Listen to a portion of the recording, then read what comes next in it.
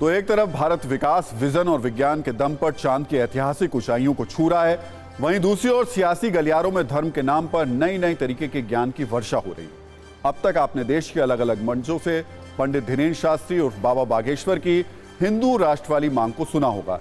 इसी मांग और इसी माहौल पर यूपी के रायबरेली में जब समाजवादी पार्टी के नेता स्वामी प्रसाद मौर्य से सवाल पूछा गया तो उन्होंने ऐसा ज्ञान दिया जिस पर सियासी चिंगारियां निकल रही हैं। आपको स्वामी प्रसाद मौर्य का पूरा बयान सुनाएंगे, लेकिन पहले कुछ पॉइंट्स में समझिए कि ऐसा उन्होंने क्या कहा जिस पर बहस और विवाद का बवंडर खड़ा हो रहा है। सबसे पहले स्वामी प्रसाद मौर्य ने कहा कि भारत हिंदू राष्ट्र नहीं था। दूसरी बात, भारत कभी हिंदू राष्ट्र नहीं बन सकता है। तीसरी बात, जब हिंदू राष्ट्र की मांग होगी तो बंटवारे की बात होगी। चौथी बात, इस आधार पर कोई खालिस्तान की भी मांग कर सकता है। पांचवी और सबसे अहम बात, सनातन धर्म, सनातन उपदेश भगवान बुद्ध के दिए हुए हैं। स्वामी प्रसाद के ये दावे कहां ठहरते हैं, ये फिलहाल लंबी बहस का विषय है, लेकिन सवाल है आखिर भारत जब धर्मनिरपेक्ष राष्ट्र है, जब यहां सभी धर्मों का सम्मान है, जब यहां सभी धर्मों के लोग रहते हैं, यहां की सुविधाओं का लाभ उठाते हैं, तो इस तरीके की चिंगारियों वाली चर्चा क्यों हो रही है? क्यों सद्भाव के माहौल में सांप्रदायिक बातें की जा रही हैं? पहले आपको स्वामी प्रसाद मौर्य का बयान सुनना चाहिए, उसके बाद ऐसी बातें करने वाले कुछ और लोगों को आपके सामने लेकर आएंगे। आज तक भारत कभी हिंदू राष्ट्र था ही नहीं।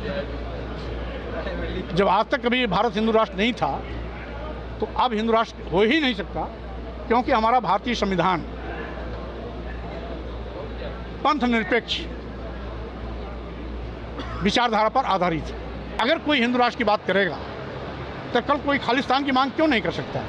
कल कोई और देश को बंटवारे की बात क्यों नहीं कर सकता? धर्म के नाम पर और बंटवारे की बात कोई दोहरा क्यों नहीं सकता? सनातन धर्म, सनातन बात, सनातन उपदेश, वो सब भगवान बुद्ध के दिए हुए हैं। मौर्य जी के बयानों को कभी गंभीरता से आप लेते हैं क्या? न प्रदेश की जनता लेती है, न देश की जनता लेती है, न गली और गांव की जनता लेती है। स्वामी प्रसाद मौर्य जी का प्रयास रहता है कि इस तरह के विवादित हास्यास्पद बयान दे करके सुर्खियों में बने रहें, लाइमलाइट में बने रहें और अपनी राजनीतिक उपस्थिति दर्ज कराते रहें। तो ये टक्कर हिंदू राष्ट्र की मांग से शुरू हुई थी। ये मांग बाबा बागेश्वर ने मध्य प्रदेश, बिहार, गुजरात समेत देश के अलग अलग राज्यों में अलग अलग मंचों से कई बार उठाई है।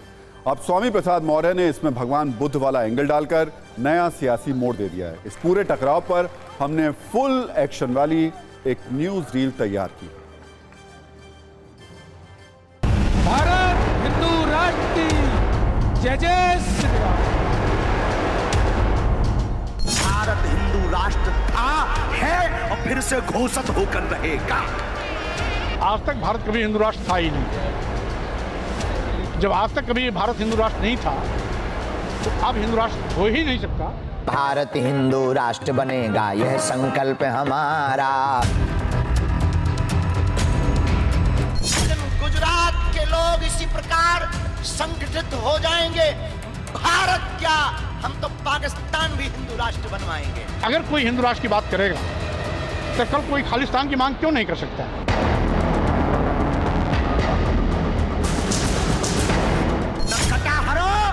हिंदुओं जाग जाओ, सनातनियों आज कथा में वचन लेकर जाओ। मर जाएंगे पर अपने धर्म के अलावा किसी जगह नहीं झुकेंगे, नहीं झुकेंगे, नहीं झुकेंगे। कोई और देश को बंटवारे की बात क्यों नहीं कर सकता?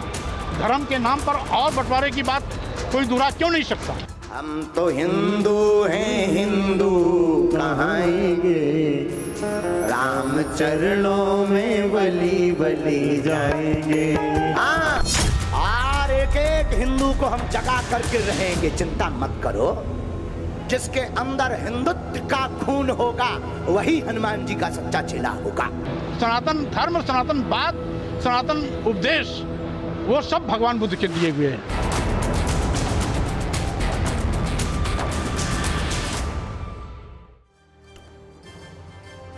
और अब इस पर नजरिया 9। हिंदू राष्ट्र के मुद्दे पर बहस की लपटें, धर्म और सियासत को लपेटकर दिए जाने वाले बयान, सनातन का क्रेडिट भगवान बुद्ध को देना, ये सब ऐसा सियासी मसला है जो चुनाव के नजदीक आते आते और तीखा हो जाएगा और इसे पचाना बहुत मुश्किल होगा। इसलिए अपने आप को मानसिक और राजनीतिक रूप से तैयार कर लीजिए। जो आप पर असर डालने वाले असली मुद्दे हैं उनका दामन कसकर पकड़ कर रखिए, नहीं तो सियासत के धुएं में आपके असली मुद्दे खो जाने की पूरी आशंका है। वो तो देखिए, सत्ता में आज का टाइम खत्म हो गया। सभी न्यूज मित्रों से हमारी न्यूज रिक्वेस्ट है कि वो सत्ता की न्यूज रील्स को ज्यादा से ज्यादा शेयर करें और अपने सुझाव हमें व्हाट्सएप जरूर करें।